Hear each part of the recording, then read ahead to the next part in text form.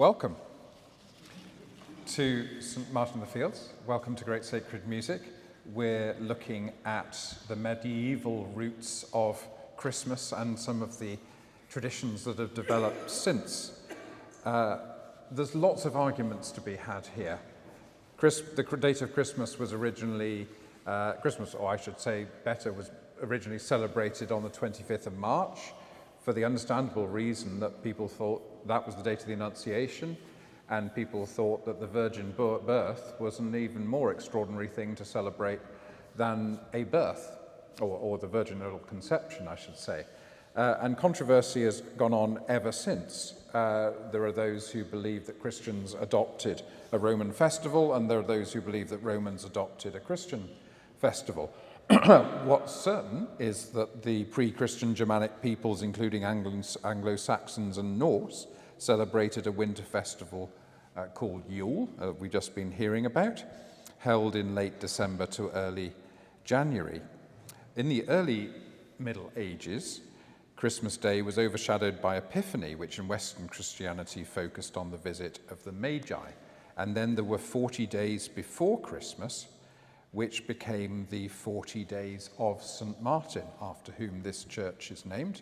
And those days began on his feast day, November the 11th, feast of St. Martin at Tours, and that morphed gradually into the period known as Advent. Christmas gift-giving during the Middle Ages was usually between people with legal relationships, such as tenant and landlord, and the annual indulgence in eating, dancing, singing, sporting, and card-playing escalated in England. By the 17th century, the Christmas season featured lavish dinners, elaborate masks, and pageants.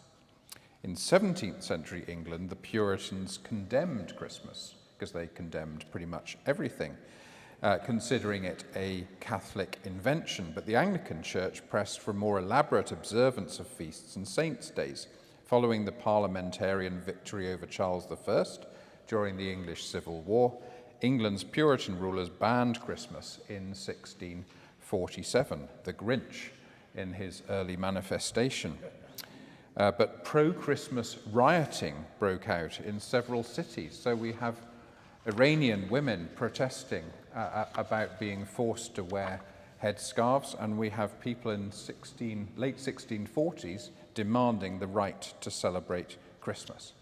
Well, it's our tradition at Great Sacred Music to begin by singing a hymn together. You'll find on the inside of your sheets, "Unto us is born a son," a medieval Christmas carol first published in the 1582 Finnish songbook P.A.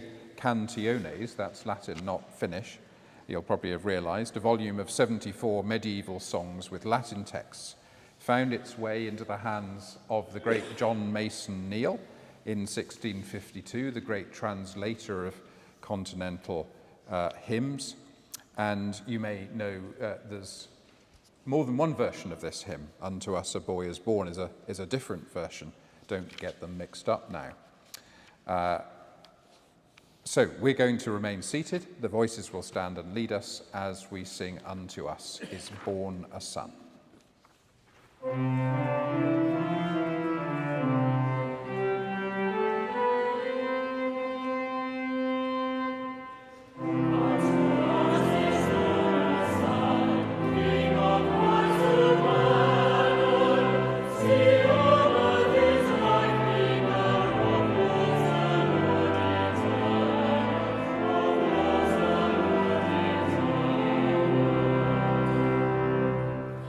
Christ from them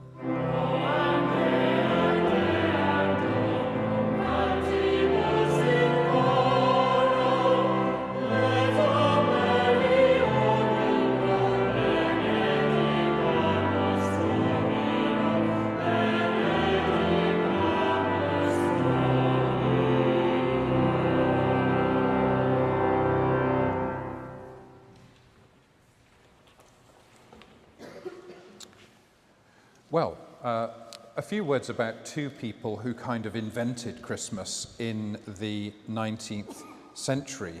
Christmas Day became a bank holiday in 1834. Boxing Day was added in 1871, but the crucial person was Charles Dickens, who wrote A Christmas Carol in 1843, invented the notion of the spirit of Christmas and seasonal merriment. Its instant popularity played a major role in portraying Christmas as a holiday emphasizing family, goodwill and compassion, none of which things had been invented until the 19th century. Dickens's understanding of Christmas was a family-centered festival of generosity, linking worship and feasting and social reconciliation as represented by A Christmas Carol. And he encouraged the notion of family gatherings, seasonal food and drink, dancing, games, and a festive generosity of spirit. And the phrase Merry Christmas was pretty much originated, as far as we can tell, from that novel. Then, if you put on top of that the emergence of the Oxford movement in the 1830s, the revival of Catholic piety, and the increasing interest in rituals and religious observances, you put the two together and you've got a popular and a liturgical Christmas, and you have something close to the present day. In America, there was another crucial person, Clement Clarke Moore, who in 1822 wrote the poem "'Twas the Night Before Christmas." And he was the person that really created the notion that Christmas was really a night before thing, when all sorts of mischief and present preparation went on, hence the Nutcracker and so on. That was crucial in the notion of Christmas as a time for exchanging gifts, so he did wonders for the economy. Seasonal Christmas shopping began to assume economic importance in the mid-19th century. It also started the traditional conflict, which we embody so energetically today, between the holiday's spiritual significance and its associated commercialism. So the phrase, "you're missing the true meaning of Christmas," was invented around the mid-19th century and is popular even to this day. But until the 1950s, many Christmas customs were largely restricted on class lines to the upper classes and better off families. The mass of population hadn't adopted many of the Christmas rituals that became common more later. Christmas trees were actually relatively rare until after the Second World War. Christmas dinner might be beef and certainly not turkey. Children in their stockings might get an apple, an orange and sweets. My father always used to talk about his satsuma as a thing of great wonder. Full celebration of a family Christmas with all the trimmings only became widespread with increased prosperity from the 1950s. So lots to ponder there. We've got two medieval carols to listen to now. A 15th century based on the Fall, Adam lay ybounden, and a medieval version of the Annunciation of Gabriel to Mary, Angelus ad virginem.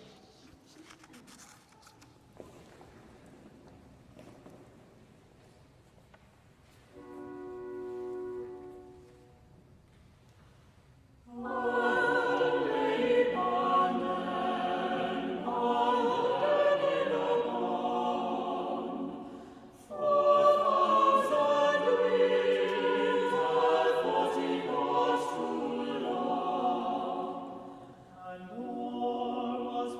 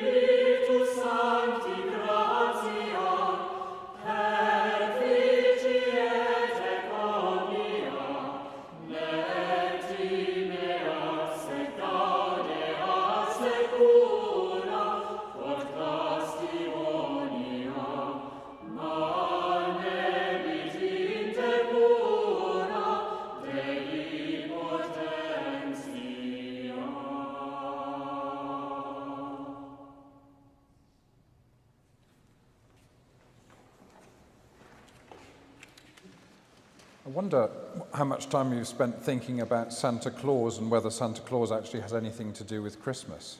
But as we've established, Christmas doesn't really have anything to do with Christmas, so that shouldn't come as a great surprise. The Dutch Sinterklaas, which means St. Nicholas, is the name of a 4th century Greek bishop of Myra in southwest Turkey. His feast day, December the 6th, came to be celebrated by many countries, I should say, by the giving of gifts. St. Nicholas traditionally appeared in bishop's attire, accompanied by helpers, inquiring about the behaviour of children during the past year, often with a wagging finger, before deciding whether they deserved a gift or not. At the Reformation, many Protestants changed the gift bringer to the Christ child, and the date of giving gifts changed from December the 6th to Christmas Eve. The modern popular image of Santa Claus was, however, created in New York. Following the American Revolutionary War, some of the inhabitants of New York City sought out symbols of the city's non-English past. New York had originally been established as the Dutch colonial town of New Amsterdam, and the Dutch Sinterklaas tradition was reinvented as St. Nicholas. Cartoonist Thomas Nast drew a new image of Santa Claus annually beginning in 1863. By the 1880s, Nast's Santa had evolved into the modern vision of the figure. And then, I hear you say, what about Father Christmas? Father Christmas, the jolly, stout, bearded man who typified the spirit of good cheer at Christmas, he predates the Santa Claus character by some centuries. He's first recorded in early 17th century England, but was associated with holiday merrymaking and drunkenness, and not so much in the way of the bringing of gifts. And in Victorian Britain, the two images were brought together to create the Santa Claus that we have today. We're now going to enjoy two more medieval carols. I sing of a maiden, a 15th century carol on the Annunciation, and There Is No Rose. This is a fascinating piece because on the Trinity Carol Roll, a 15th century manuscript of 13 English carols, the earliest manuscript of polyphonic music written in English, we find this particular carol, which is an exquisite, succinct theological account of the Incarnation.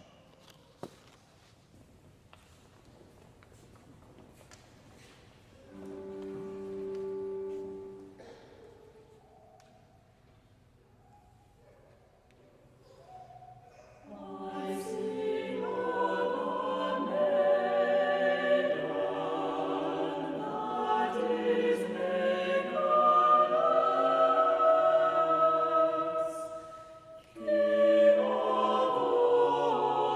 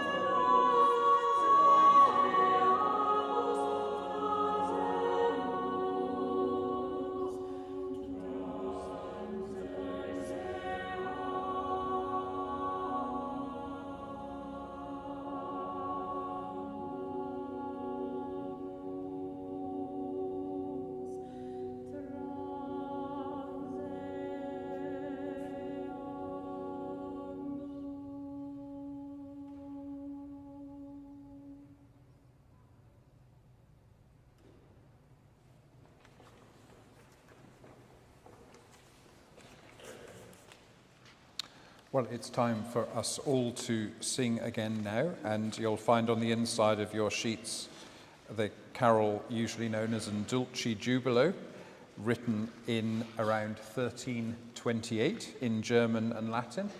Why is it so well known? Is it because we like singing medieval carols, or because, yet again, John Mason Neale put it in our hands, having previously been somewhat obscure? I think the real reason is that it was set several times by J.S. Bach as a chorale, and so it became part of the canon of Christmas singing.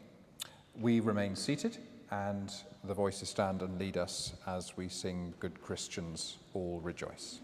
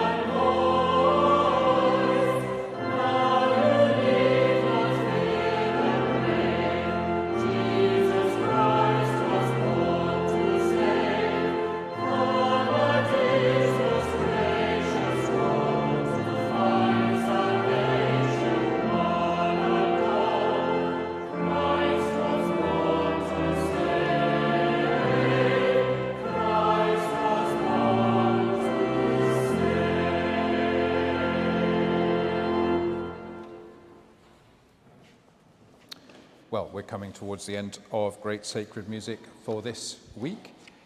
I hope you've enjoyed it.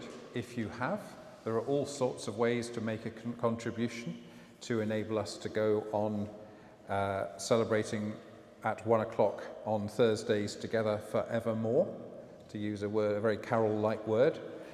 There's text, there's website, there's swipe, there's cash, and there's even an opportunity for you to use all four on the same day. How about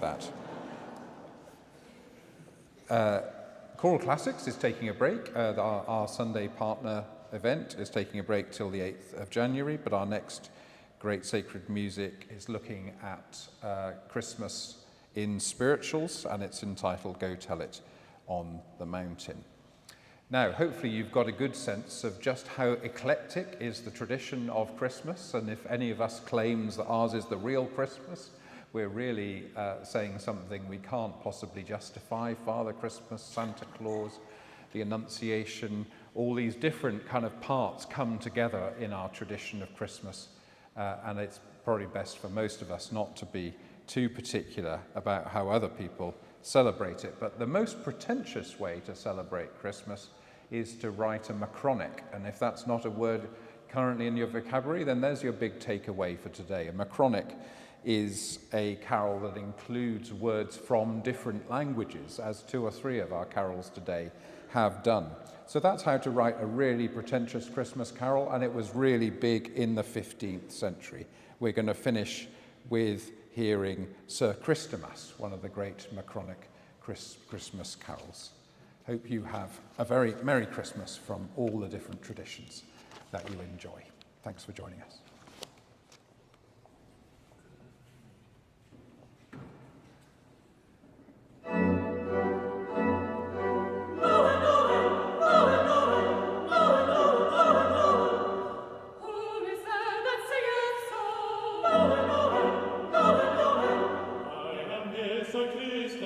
Sir Christèmas, Sir Christèmas. Welcome, my lord, Sir Christèmas. Welcome to world of more and less. Come near, come near, come near, come near, come near. Lower, lower, lower, lower, lower, lower, lower, lower. Never gade Monsieur, tidings I you bring. One maid hath born a child for young, which causeth you to sing. Lower,